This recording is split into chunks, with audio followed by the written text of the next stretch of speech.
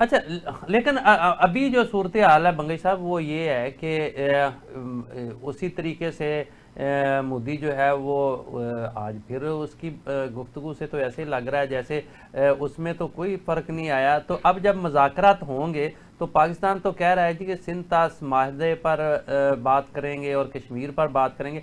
वो तो कह रहा है कि मैं पाकिस्तान के ज़ेरे इंतज़ाम जो कश्मीर है उस पर बात करूँगा और दहशत गर्दी पर बात करूँगा और इसके अलावा कोई बात नहीं करूँगा। दूसरा बात यह है कि ये जो अगर चीज सीज फायर में के बारे में बताया जाता है कि जल्द हुआ है और इसमें गारंटियां कुछ वाजे नहीं है जी, लेकिन हमारा वास्ता है सिर्फ गारंटर से, ठीक। जिसने गारंटी दी है हमने उससे बात करनी है।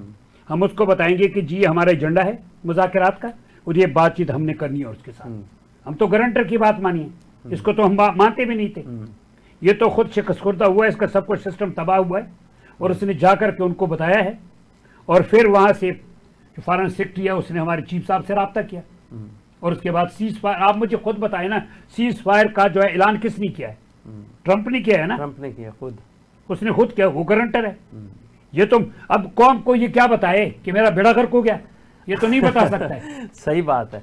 अच्छा बकी साहब, इसका फैसला कौन करेगा कि पाकिस्तान फतहमंद रहा है, इंडिया को शिकस्त हुई है? क्योंकि इंडिया भी, मोदी भी कह रहा है जी कि हमने तो जो है पाकिस्तान को बहुत ज़्यादा नुकसान पहुंचा दिया है। लेकिन मियाँ साहब सबसे बड़ी कामयाबी हमारी ये है कि सफारती जंग हम जीत चुके थे जी। जो बंदा डायलॉग से भागता है, सफारती सतह पे सबूत नहीं दे सकता है, तो वो जंग पे आता है।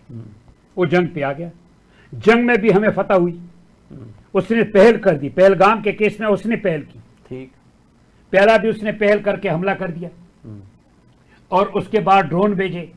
हमने तो रिटेलिएशन की है, सिर्फ जो हक था इस्तेमाल किया और वो भी हमने महफूज रखा था। आपको पता है हम प्रोग्राम करते थे रात के वक्त, महफूज था। लेकिन जब इसी नूर खान बेसे, एयर बेस और दूसरे बेसिस को निशाना बनाया तो फिर तो सब्र का पैमाना लबरेज हो गया। जब आपके पास एक यूएन चार्टर के मुताबिक भी रिटेलिएशन का हक हो और कैपेबिलिटी भी हो तो हम किस तरह माफ करते?